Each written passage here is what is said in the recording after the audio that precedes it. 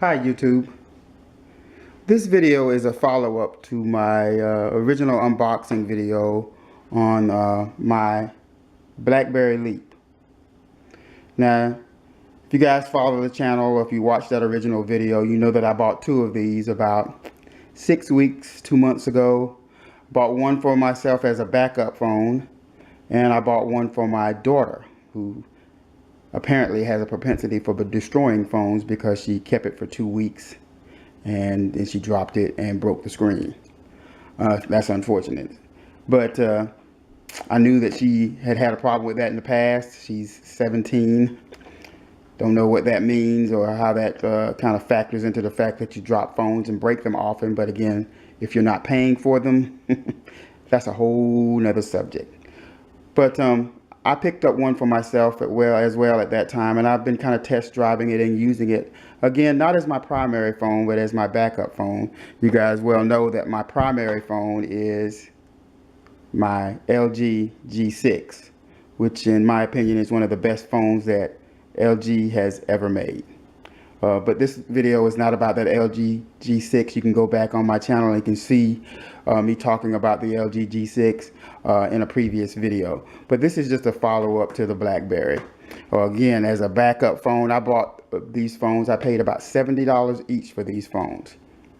And so there's some great things about a very basic phone like the BlackBerry Leap, which again, it's not a modern phone.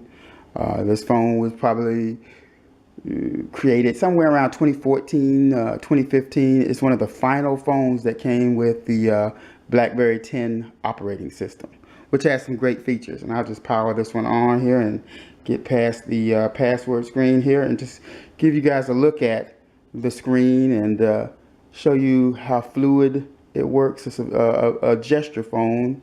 A lot of gestures, a lot of things going on where you can control it with just a flip of your wrist or your thumb or your finger.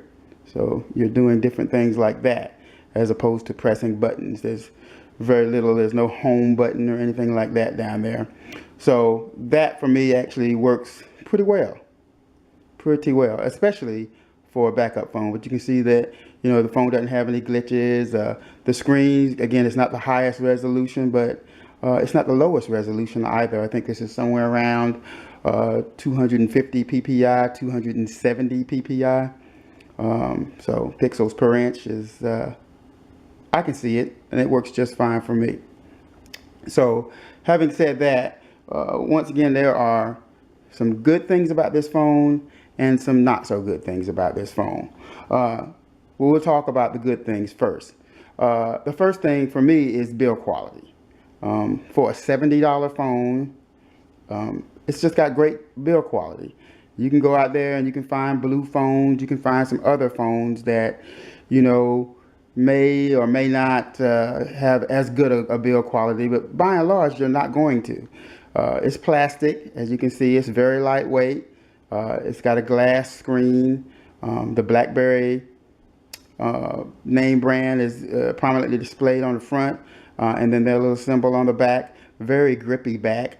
But I did go out and buy a case for mine, so that's great, and it works really well. It's just a clear case that I got to kind of try to protect it. My actual daughter had one on hers as well too. Didn't keep her from trashing it, however. So build quality is one of the biggest things for me. You know, when you carry a phone like this and you're using it every day, you want something that has good build quality. The second thing for me is battery life.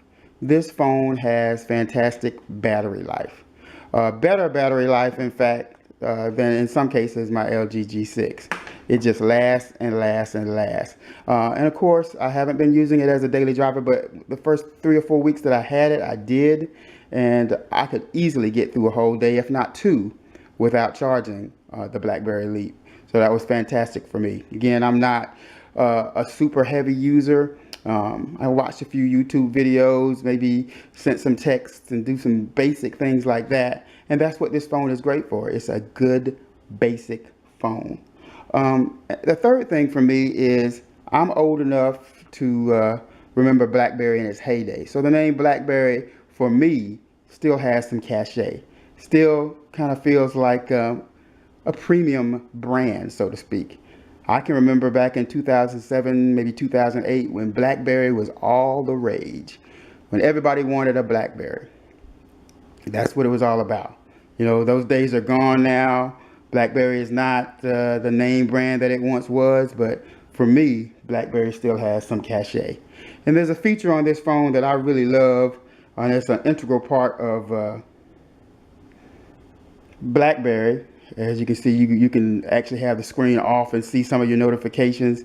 But let me just power this back on again, and I'll show you what I'm talking about when I call it BlackBerry Hub, which is a feature on this phone and in the whole BlackBerry ecosystem where you can actually aggregate all of your messages in one place.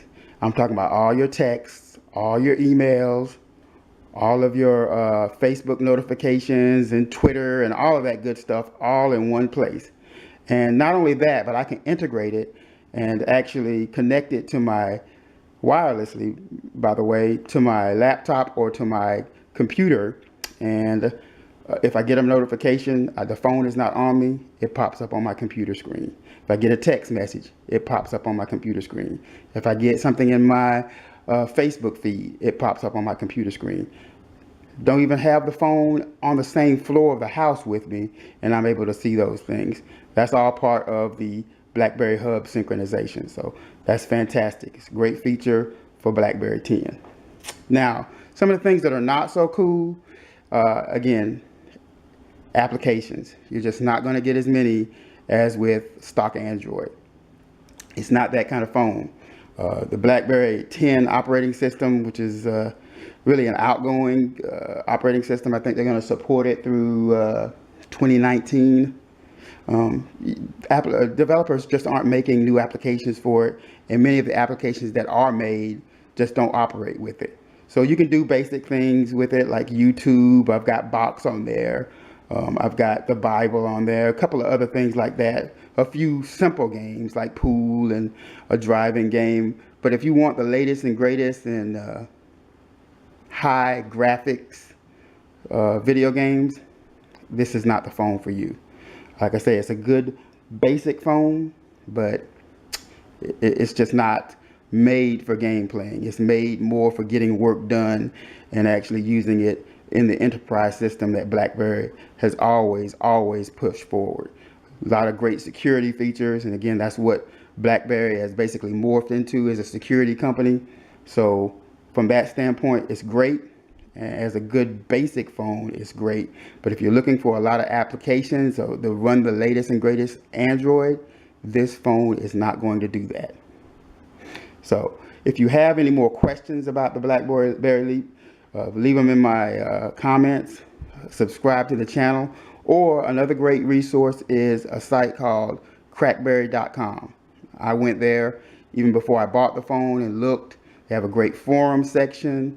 A lot of great people over there that know exactly what they're talking about when it comes to BlackBerry. So, do I like the phone? Yes, for what I'm using it for, I do like the phone. And again, I paid $70 for this phone. That's less than a third of what I paid for my LG G6.